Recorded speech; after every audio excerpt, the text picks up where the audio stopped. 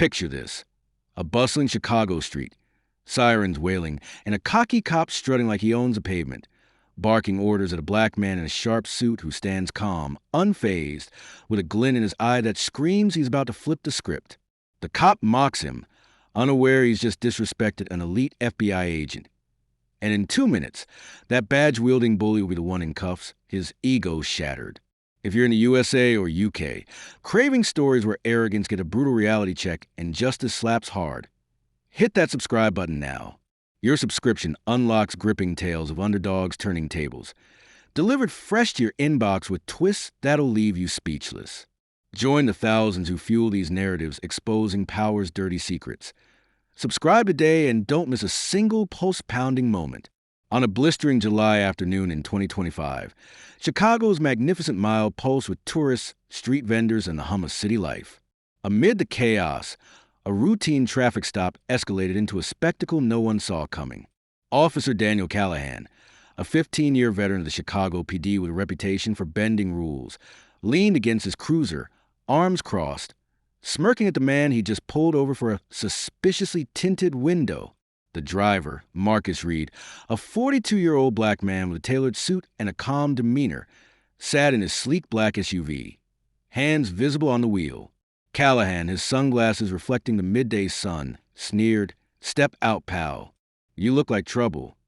The crowd forming on the sidewalk whispered, some filming, others shaking their heads. Marcus complied, his movements deliberate, his face unreadable. "You got ID, or are you going to make this hard?" Callahan barked, tossing a racial jab under his breath, loud enough for Marcus to hear, but low enough to dodge a complaint. The crowd tensed. A teenager's phone caught every word. Marcus handed over a leather wallet, not with a driver's license, but a gleaming FBI badge that hit Callahan like a gut punch. Special Agent Marcus Reed, FBI Counterterrorism Division. Marcus said, his voice smooth as steel. Callahan's smirk froze, then twisted into a scowl. "Nice try, buddy. Fake IDs don't work on me." He grabbed Marcus's arm, twisting it, ready to cuff him for impersonating a federal agent. The crowd gasped, phone zooming in. But Marcus didn't resist, just smiled faintly, like a chess master watching a novice blunder. 2 minutes ticked by, and the scene flipped. Marcus's phone buzzed with an incoming call, patched through his SUV speaker for all to hear. "Agent Reed, this is Deputy Director Hargrove. Local PD's been briefed. Stand by for backup." Callahan's face drained of color as Marcus gently pulled his arm free. "You might want to check your radio, officer," Marcus said, nodding toward the cruiser. Before Callahan could respond, 2 unmarked sedans screeched to a halt, disgorging 4 agents in tactical vests, FBI logos blazing. The lead agent, a no-nonsense woman named Torres, flashed her credentials. "Officer Callahan, you're detaining a federal agent on active duty. Stand down or face obstruction charges." Callahan stammered, his cuffs dangling uselessly. But the twist deepened. Marcus wasn't just any agent. He was leading a sting operation targeting a corrupt network within the Chicago PD, and Callahan's name was on the list.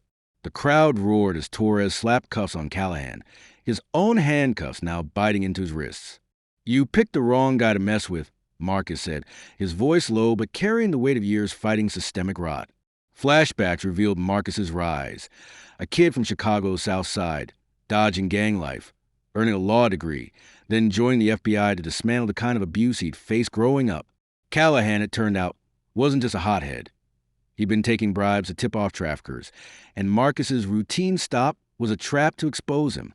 The plot thickened as phones and the crowd lit up with viral footage. Hashtags like #JusticeOnMagMile, trending across the USA and UK. News vans arrived, cameras rolling as Callahan was shoved into a sedan, his career imploding in real time.